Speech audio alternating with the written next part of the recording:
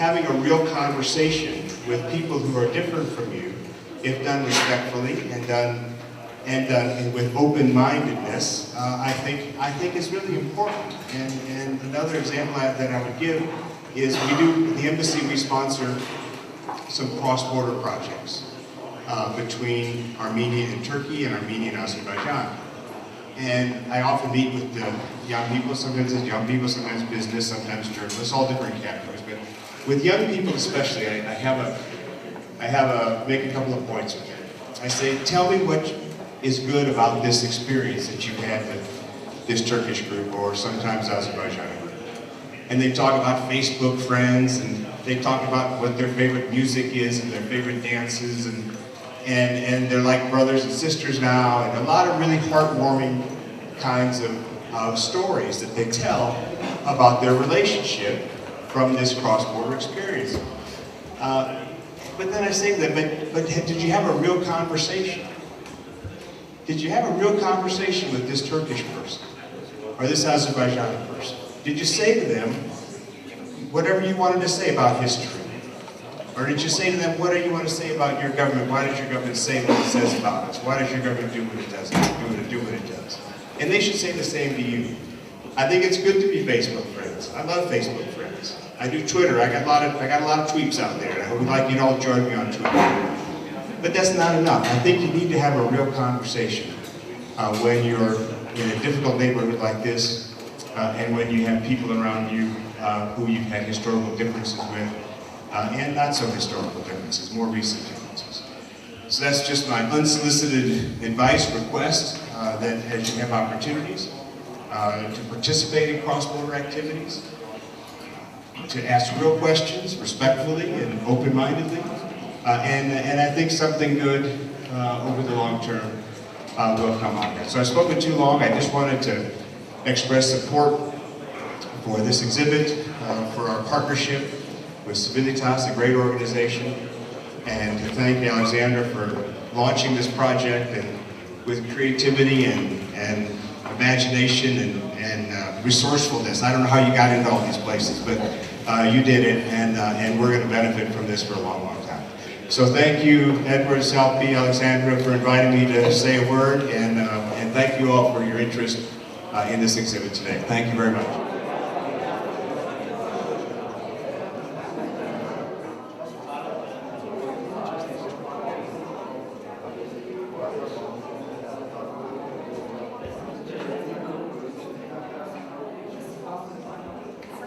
I was a conflict photographer for the most part.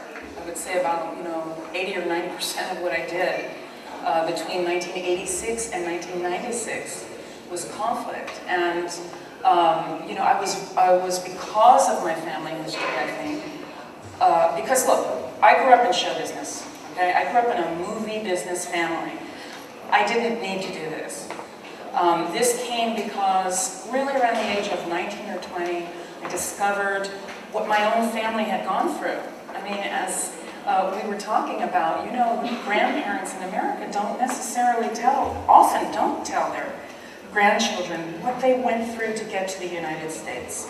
And all immigrants in the United States have run from something, whether it's economic stress, distress, or genocide, human rights reasons, all kinds of reasons that people come to the United States. My family too. But once they get there, they want their grandchildren to be American and to forget the sorrow, to forget the sadness. So when I discovered at the age of 19 or 20 that my grandmother's family, she was from Tbilisi. My grandmother's family was, and this is very common to many of you here, I'm sure, and in the former Soviet Union, they were wiped out under Stalin completely. And on my grandfather's side, he was from northwest Iran. They fled the genocide as it spilled over the Turkish-Iranian border. So, these things I discovered, and I said, wow, my grandparents, carried this pain silently. And they were gone by the time I realized all this. They had passed. So I really became obsessed with knowing, personally, what it was like to have to, flee with your child, to have to survive. And I threw myself into these regions where I could document that kind of struggle. I saw it as a mission. And mostly in those years I was covering conflict, I worked for Time magazine, which was the perfect place to be working for that, on that subject. They just kept me going for a long time on that.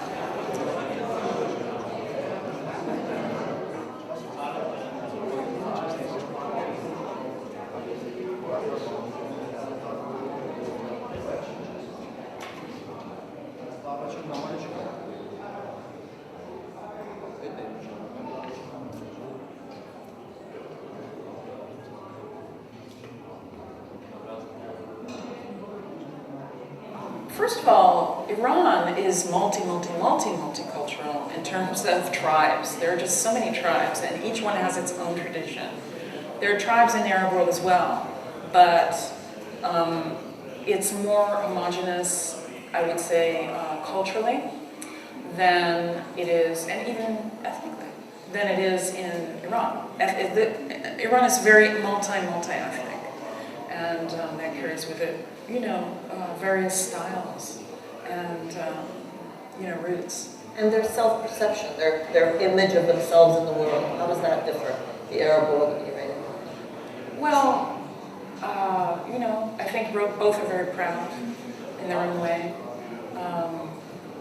And in the Arab world, you can't really generalize because there are just so many different cultures actually in the Arab world, different ways of approaching everything from, how their souk is run to, how politics is done to, how you get something done in your child's school. It's just, each culture is very different. The Palestinians are not like the Iraqis, and the Iraqis are not like the Saudis. Well, I have been to Syria for all kinds of reasons. In journalistic reasons, photographing different kinds of stories, from culture to politics to the Armenian genocide. So, the Harar and Anna Hovnanian Foundation actually gave me a grant to go and photograph mass graves of the Armenian genocide, which I did as well. And so, I think there's one photo in the book from there. So I am very aware of the Armenian situation. I have friends there, and I would go back, actually. I think people who are doing the Christian story in Syria and not writing about Armenians are really missing the story. They're missing the story. Because Syrian Armenians, the history of Armenians in Syria is so important to Syria. Syria has embraced the genocide survivors generation after generation, not without problems, not without issues, of course, but they are part of Syrian society, and so they're really tied up with each other. And the situation right now is very scary for Armenians. It's really frightening.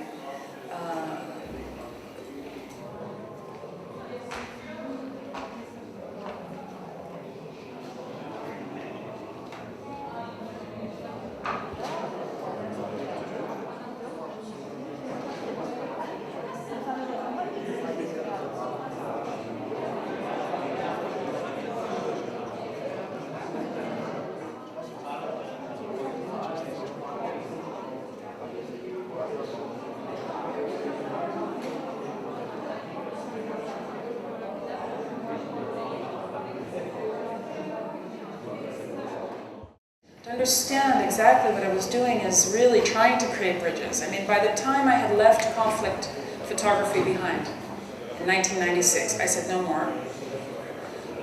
I was doing culture in the Middle East. So that, both sides were an attempt to bring understanding to that part of the world, to other, people who might not know it themselves, as you said.